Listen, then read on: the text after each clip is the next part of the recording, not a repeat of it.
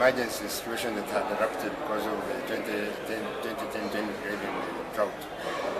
And it's at that moment that they started considering how it would end, because they had seen the droughts increasing in frequency and severity, and each time a drought struck, there would be famine, and there would be donor agencies coming in and aid coming in, food and what.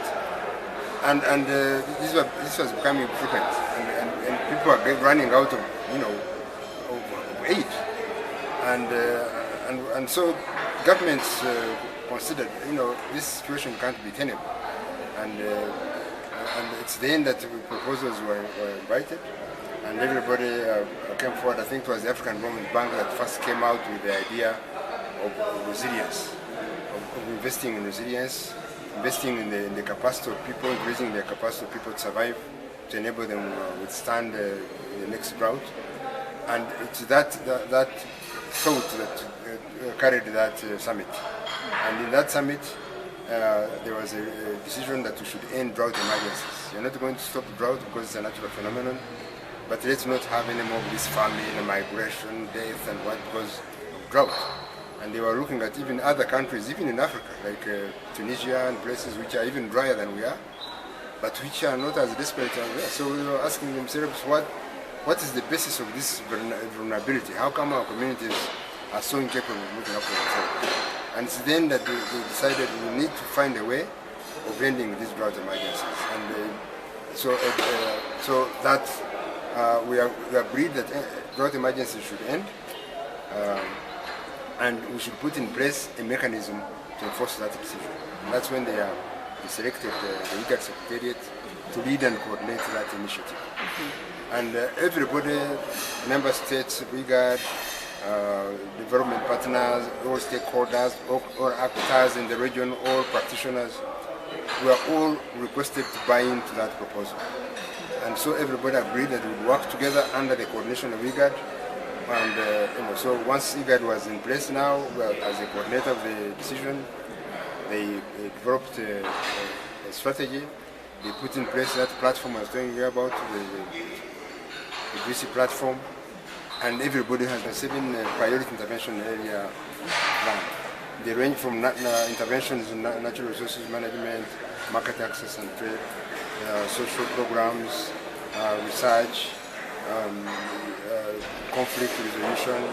I can share with you the entire strategy, but all practically every aspect of human endeavor is nobody is left out. Every technology is included. So as long as that strategy is implemented, we believe our communities will be resilient. And everybody is involved and so on. So nobody gets left out, no sector gets left out, everybody gets its participatory, and that's the whole idea, that everybody should be part of this whole initiative. And our job as IGAD has been to make sure that this is happening. Now we are talking about 17 million people. Why is this the case? Well, one is that the drought is getting more severe and affecting more areas than I was covering before. Secondly, because of the interventions and all the methods of work, we have more information than what there was there before. And so it's possible.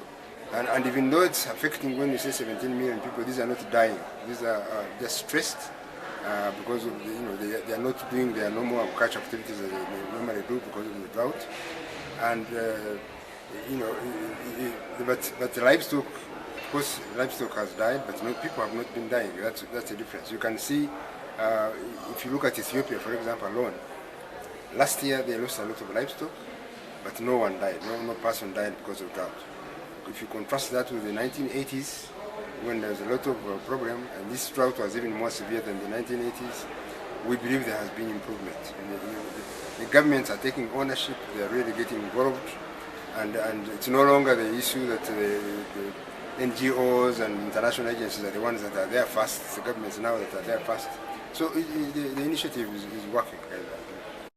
This humanitarian appeal, and my personal wish is that it should be more focused on the countries themselves than even further afield.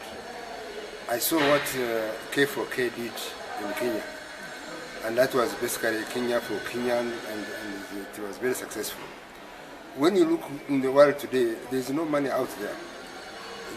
Everybody is crying for attention. There are a lot of the so-called developed countries are stressed also, and there's no way we can hope for it. And yet, if you look more internally at ourselves, some of our countries we could manage. Our populations are better to do there. So the appeal should be to us even to mobilize ourselves. If you can't give something, at least do something. In a manner of speaking, because that's what is missing. Action has been missing. We have been all waiting for salvation back from abroad, and it is not coming. Our salvation is actually within us. It is here with us, and for me, that's what the appeal should do. Mobilize us to act in any way we can. Anybody, whoever can do, whatever they can do, should do it. When I say by 2027, I'm hoping it can even be earlier. But we developed a 15-year program starting in 2013, and our projections are that by that time, pretty much the entire population in IGAD, some 250 million people, will be covered, be familiar with the issues, will be familiar with the options available for them to intervene, and so it's just a projection. But we hope that it will come earlier than 2027. I think just to say that these weather phenomena are here with us. It's a reality in our situation. We need to adopt new ways of looking at things.